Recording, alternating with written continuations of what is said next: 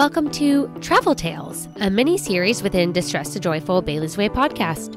I'm your host, Bailey Raber, here to travel the world with you. In each episode, you'll hear firsthand how my travel experiences have gone, both within the United States and abroad. Together, we'll discover new cultures, learn about a variety of new places for you to go out and explore, bring light to how I navigate my bipolar disorder while traveling, and, most importantly, we'll have fun. You'll leave each episode stocked full of exciting new ideas, interesting information, and feeling like it's time to hop on a plane. So come on, friends, let's start exploring.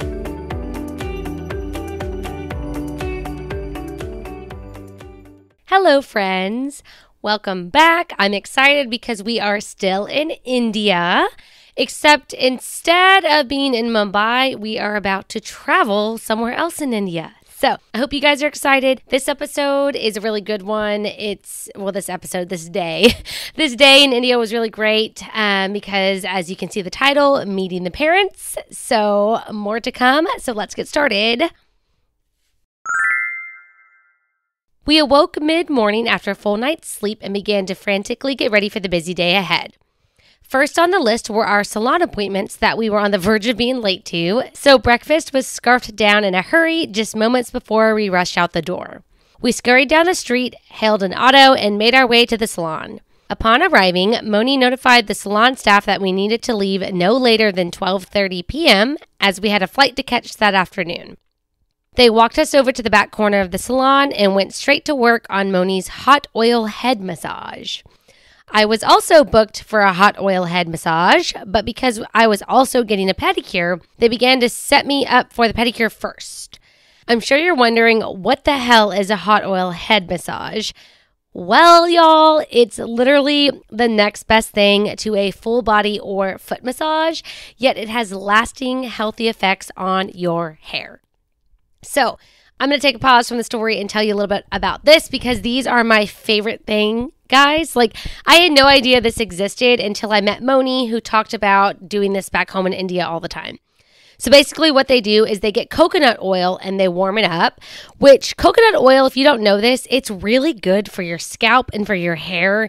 And to be honest, I think that my curls have actually come back from years and years of straightener and and blow dryer damage.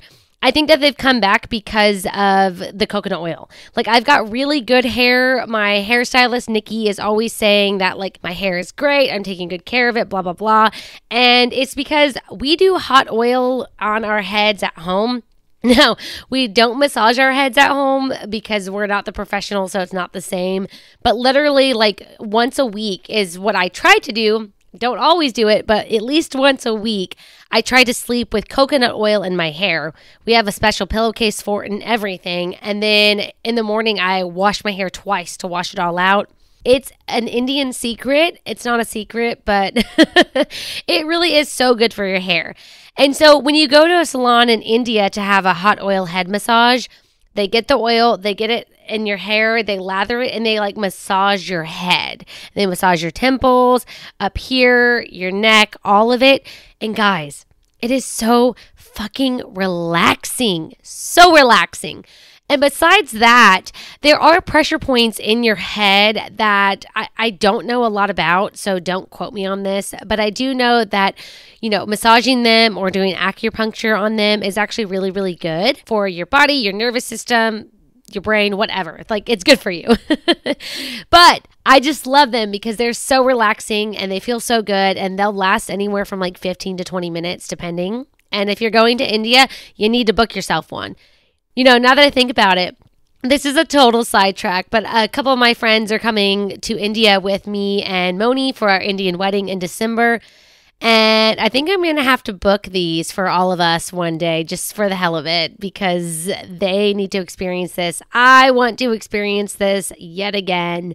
And most of them have been tuning into these episodes, so I feel like now I have to. Okay, so moving on. A member of the salon staff had just barely gotten started with my pedicure when my stomach began to feel upset. My stomach was so upset that I frantically told Moni that I was about to barf, and he asked the guy who was giving him his head massage where the restroom was. which, I could have done that too, but it's just easier if Moni does it. Thankfully, the toilets were literally right behind me, so I was able to storm the restroom just in time for my breakfast to make a reappearance. The little breakfast that I had consumed anyways. So we figured that the cause of this was the malaria medication combined with the heat that we stepped into immediately after I had swallowed that little pill. So, fun fact, if you're an American citizen and you're heading to India for the first time or even the second or third, they usually recommend that you take malaria medication. So there's a couple different routes. I don't have insurance, so we did the cheapest route for me, and that was taking a pill once a day. I think I had to start taking it 2 weeks before my trip and then 2 weeks after. And especially because I was going at a time where it was starting to get hotter and hotter outside, meaning mosquitoes were being more present. We're being more present, and mosquitoes are carriers of malaria. And so that was a precaution they had us take. Monish is like super serious about this kind of stuff. And so he forced me to do it. And I'm kind of glad that he did, because had he not, I definitely wouldn't have done it. But that medication for me, it literally said, take it with food. And so I took it with breakfast, but we didn't take into account that being in the heat could also stir up some shit in the stomach. Because what we did after that, y'all, is moving forward, we made sure that I ate breakfast, took the malaria pill, and stayed inside for at least 20 to 30 minutes in the AC, the fans, whatever, just being cool. And ever since that, we never had another incident. So that's why we think it's the heat, because that was the one thing that changed from the day before to that day. And ever since we removed that factor, no more problems. So, fun fact, if you're traveling to India, you're going to take malaria medication. Just remember, if you're going to be outside in the heat, take the meds at least 30 minutes before you go outside. Just give your body time to digest it a bit before the heat, unless you want to just keep throwing up, which I don't think you do, because spicy food coming back up is a fucking bitch, y'all. That's probably TMI. But hey, it's India and this is reality. So once that mess was over with, I was finally able to relax and enjoy my spa treatments, which were very much needed by this point. After my pedicure was complete, they moved me over to a different chair to begin my hot oil head massage. And I'd never experienced something like this before, and I was completely and utterly relaxed by the time they were finished, although I never wanted it to end, because who does, right? So after spending time massaging the coconut oil that I had selected deep into my scalp, they then took me over to a salon sink and washed it all out. Lastly, they took me back to the chair to blow dry and style my hair so that I could continue on with my day. Just for funsies, I'm going to disclose how much we spent for both mine and Monish's hot oil head massages and my pedicure with an upgrade. So the total cost after tipping the staff was equivalent to about $52 USD. Now, I've been told that I'm quote, not supposed to compare how much I spend on things in India versus back home. But y'all, as somebody who loves saving money, I just can't help it. I just can't fucking help it. I get really excited knowing that the cost of one upgraded pedicure in America can get me all of this. All of it. Seriously, guys, the last time I got a pedicure, it was actually $70-something, and that was a mid-grade. That was a little bit upgraded, but not the full. Because if you're listening and you get pedicures, you know that there's the basic one, which is usually around $30, $40. There's the medium upgrades where it's you add one or two things on. And then you've got the deluxe. There's always a deluxe. And it's all the things. And the last time I got a deluxe, y'all, it was $90. So for almost half that price, both of us got our head massages. I got a pedicure with an upgrade. I love India. My USD goes so far, and I love it. And I'm going to probably keep talking about that all throughout all of these stories and days of these adventures, and I don't care because I just get so excited. I do.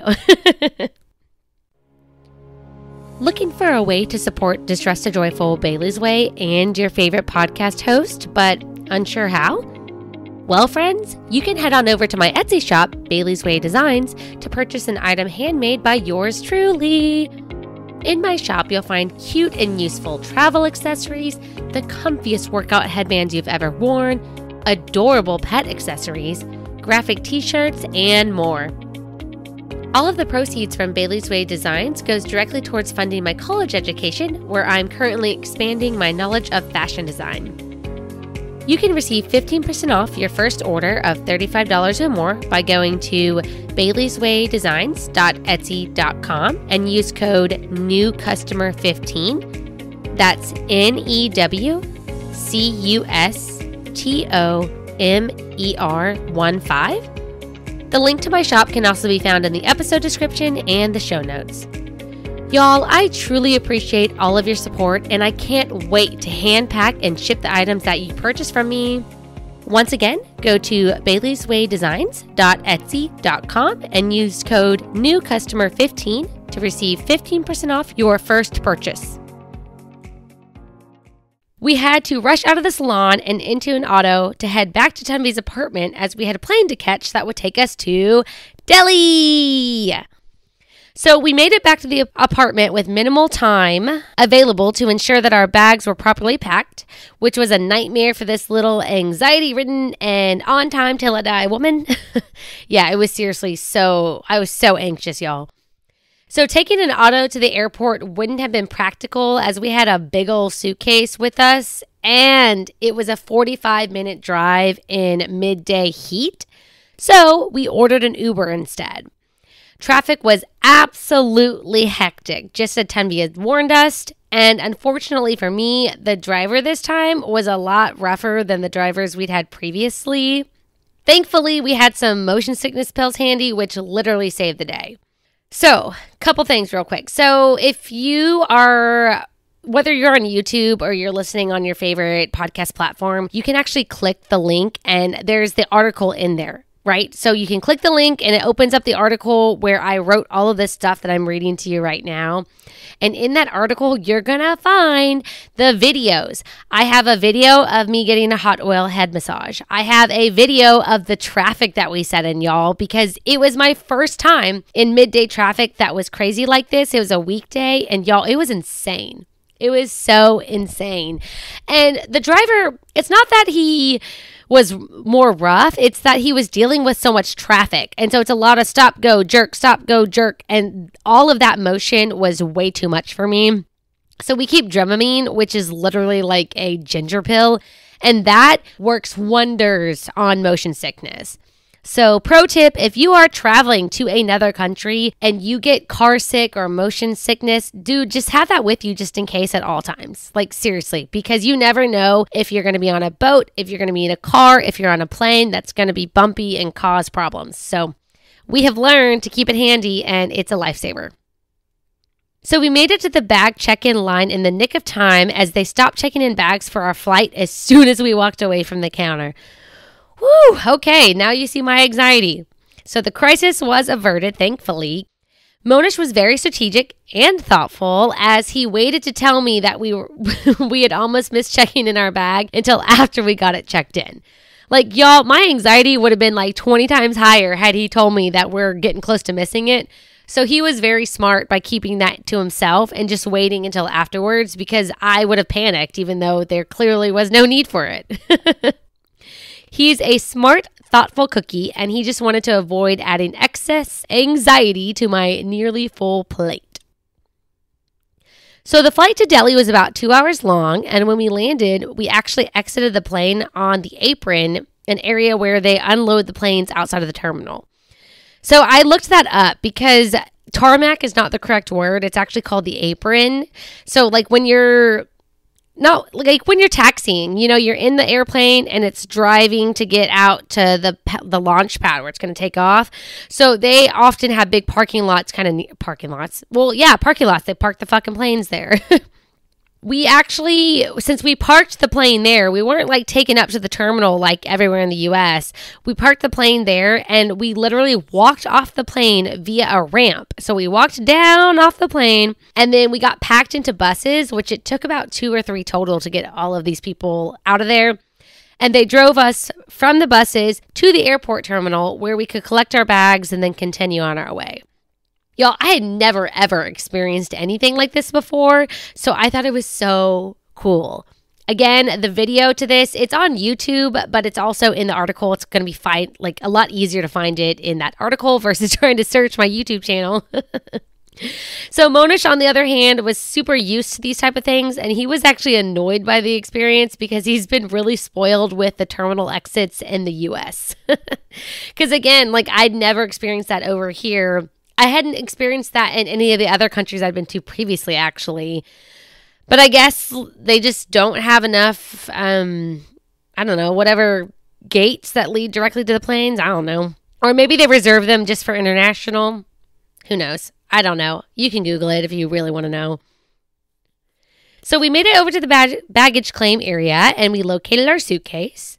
Before exiting to find Hema and Molish, which are Monish's parents, who I call mom and dad. So don't be surprised if you hear me saying mom and dad this whole time, but that's who I'm referring to. So before finding them, I headed to the restroom. So here in the Delhi airport, I quickly learned to not wait my turn for an open stall, but to instead just take my turn whenever the opportunity arose. Standing in an orderly line and waiting your turn isn't really a thing in India. So if you don't just go for an open stall when you can, you'll likely end up peeing yourself while standing around as everyone continues to jump in front of you and take the open stalls. And y'all, I'm fucking serious about this. So if you don't believe me, just try standing in line for a toilet at the airport in India and then get back to me on how that worked for you.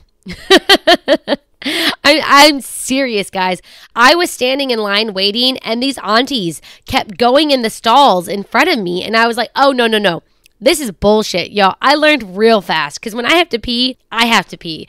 And I drink a ton of water. If you're on YouTube, this is how much water I drink every day. This is a whole gallon. And I drank probably more than that in India because it was so hot and there was less AC. And I was just, it's a good way to just stay hydrated and all that. So seeing that I had to pee real bad and people kept cutting, I think maybe 2 people cut in front of me before I finally was like, hell no. So the next stall that opened up, I did what the aunties were doing, which was I pushed in there. And there was an auntie trying to grab it in front of me. And I'm like, nope. And I pushed through there.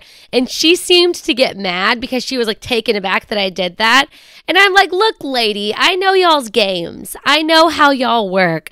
Even though you're older than me, I respect you. But I'm not going to just let you cut in front of me because you want to. Like, no. But she was probably also taken aback because, you know, look at me. I'm a white American girl. And I just took charge. And they're probably not used to that.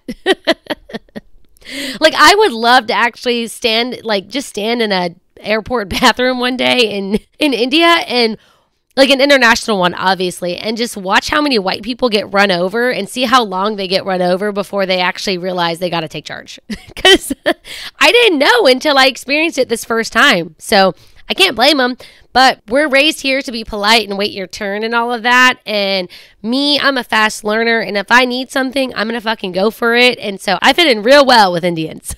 I really do. So after exiting the airport, we met mom, dad, and the driver of our car outside the terminal, and we began to make our way to the hotel. So when Moni told me that we'd be renting a car in Delhi, I assumed that dad would drive us. I didn't realize that renting a car meant that we'd also have a driver.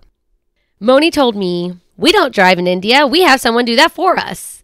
And this is when I really began to understand how posh the Indian lifestyle truly is. Guys, it was shocking. Like when the car came around, Moni was like, oh, that's the one. And I was like, that one? There's 3 people in it. He's like, yeah. And I was like, who's the other person? Because I'm all like freaked out. Like, who's this third person? I thought it was just your parents. He's like, oh, the driver. And I'm like, driver? He's like, oh, yeah, I forgot to mention. And it was really funny. But seriously, guys, you're going to hear throughout this story that anytime we are not in Monish's hometown, we have a driver. India, super posh lifestyle, super posh. And this is middle class. We're like, his family isn't Elon Musk. They're not Bill Gates. They're not made of money. So they're just average people like you and me. And they have drivers, they have maids, they have all the things. Like you guys are going to hear, it's wild.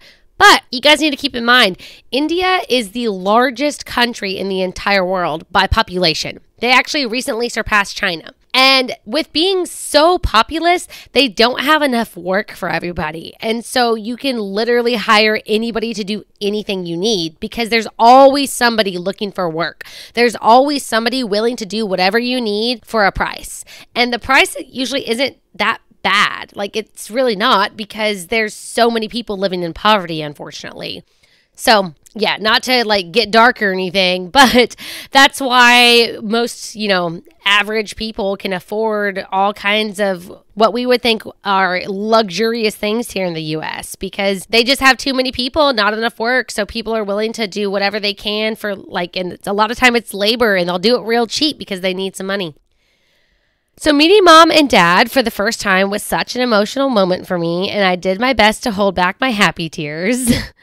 I'd spent a little over 2 years getting to know these loving parental figures via WhatsApp video calls, chats, and Facebook, but I hadn't been able to see them in person and give them a hug due to travel restrictions because of COVID-19. So these two individuals have been beyond supportive of not only mine and Monish's relationship, but also of all my personal endeavors, which is something that I've lacked, as my own parents have never been this supportive of me. So with that said, it was definitely a surreal and emotional moment getting to hug mom and dad for the very first time. It really was. I had to hold back tears. I felt awkward because they weren't getting emotional like that, but I was. And so I was like, ooh, am I too emotional right now? Like, what? But yeah, I mean, Monish and I, to this day, I don't know when we started this, but for as long as I can remember, we have a video chat with them every single Sunday morning. Every Sunday morning religiously, unless they are out of town or we're out of town. Sometimes we do extra ones. Sometimes we switch up the schedule, but 9 out of 10 times it's every Sunday morning. We always call as parents and we catch up and all of that. And so we'd been doing that for, like I said, I don't even know how long. I don't know when that started. I don't think any of us do. It just became a thing, a regular thing. And I love it and I appreciate it because, not only are they supportive parents to Moni, but they are to me too. And it really means a lot. So we hopped into the car and made our way to the 5-star hotel that we were staying in so that we could drop off our bags and quickly freshen up for dinner. Tanvi suggested that we eat at the Big Chill, as it was a popular restaurant with lots of menu options and really cool decor. This restaurant was old-time film themed with movie posters from decades past all over the walls. Even the menu had old movie posters plastered through it. The food was Italian, and Moni joked, "See, we are feeding you more than just Indian food while you're here." We decided to eat family style so that we could sample a few different pastas and desserts together without over-ordering. And y'all, I really love getting to do things like this. This is a part of Indian culture that I truly love so much, where you order family style. So you have like 4 people, 5 people, 12 people all together, and you order a bunch of different dishes, and then everybody gets a little of everything. Or if you don't like something, then you don't need it. Like, it's awesome because then I get to try a bunch of things and not get too full or not have all these leftovers or not spend so much money. And this is a concept we don't really do here in the US. At least we didn't in my family growing up. Everybody had their own dish and you ordered your own thing, which, I mean, at times I do prefer, but we don't eat family style like this all the time. It's usually just me and Moni. So we order one thing and we share because together we can't eat all the food that comes with things normally. Or, because it's just 2 of us, there's not a lot to sample. So when there's multiple people who are willing to do this, like, for instance, when we travel with his friends, I just enjoy it. I really do. Because, again, it's something we didn't do growing up that I get to do now. And it's super fun. And you guys should try it with your friends if you haven't already. And if they give you weird looks and say no, then I'm sorry. So while we were sharing our meal, I had Mom explain to me the details of the upcoming wedding itinerary, as I had no idea what to expect, as this would be my very first Indian wedding that I would attend. So side note for context, Monish's cousin Haithwi was set to get married the following week in Monish's hometown of Baroda, Gujarat, India. And there's going to be more to come about that in future blog posts, but that was so exciting for me in a million ways. And I can't wait to tell y'all more about that, especially because I'm going to get to relive her wedding right before I get to go do my own over there. So exciting times. If y'all know nothing about Indian weddings, go to my YouTube channel, which is at What Is Hay Bales Doing. Go look at my shorts. Just go through all of my shorts because I have posted a ton of clips of the Indian wedding, of Haithwi's Indian wedding. Yeah. So you'll see all kinds of stuff and things going on. It's just So much fun, so much love, music, dance, food, celebration. Like, what's not to love about this? Beautiful clothing. Loved that. So I really can't wait to post about these on the blog post and tell you all more. So stay tuned, especially if you're excited about the glitz and glam of it. So we all shared so much laughter and many, many smiles throughout our first meal together. It's one that I will never forget. After dinner, we went straight back to the hotel, and Mom chose to go up to bed while Moni, Dad, and I went for a walk around the block to allow our stomachs to settle before heading to bed. That night, I fell asleep with both my tummy and my heart immensely full. All right, so guys, I did not prepare something from India to show y'all. Oops, sorry. Specifically y'all on YouTube. So I'm going to show you, I don't think I've shown you this yet. I have a million things from this country, really. But I'm not sure that I've showed y'all my hati just yet. So hati is the Hindi word for elephant, and this elephant is pink, which is my favorite color, and it's plush, so it's super easy to bring home, the plane, things can break. Most importantly, if you take a look at it, because if you're on YouTube, you can see it right here in my hands right now. If you take a look at it, it's got all kinds of embroidery and different patterns all over it. And this is very specific to where Moni grew up in India, in the state of Gujarat. This is Gujarati. This is a Gujarati thing, which I've always loved. So it's kind of funny that I've loved this style of stuff long before I even met Moni or knew much about India at all. Also, another fun fact about India, in case you weren't aware, yes, it is a giant country. Yes, it is, it's its own country, right? But there are, I think, 28 states. If I'm wrong, drop a comment and tell me. There are 28 different states, and all of them are basically like their own country inside of India. Like, seriously, every state has their own way of doing things. Some of them have their own celebrations that are different from other states. Most of the states all have their own language. Some of them, Hindi is their language. Other of them, it's like Moni grew up in Gujarat. His mother tongue, the language of his state, is Gujarati. He also knows Hindi, but they mainly speak Gujarati in Gujarat, which thankfully for me is actually very close to Hindi, so it'll be easy to learn later on when I'm at that stage. But yeah, so India is such an interesting culture, and there's so much to learn and so much to do and so much to see. And I have been told by so many different people that I could spend the rest of my life trying to learn about India and I still won't learn everything. That's how big and just culturally rich this country is, and I fucking love it. I love it. Y'all know I like to learn. So the fact that every time I go to India, there's always something new to learn, something new to see, something new to do. All of that is it just keeps it so fresh and exciting, and I really love it. All right, y'all. So thanks for tuning in. Be sure to tune in for the next episode when we talk about day 3. Like I'd mentioned at the beginning of the India trip series, there's about 14 days, give or take. So if you're sick of India, sorry, not sorry, because I'm never going to be sick of it. I better not, right? I'm marrying an Indian dude. Alrighty, well, until next time, take it easy, stay grateful, and be joyful. Bye!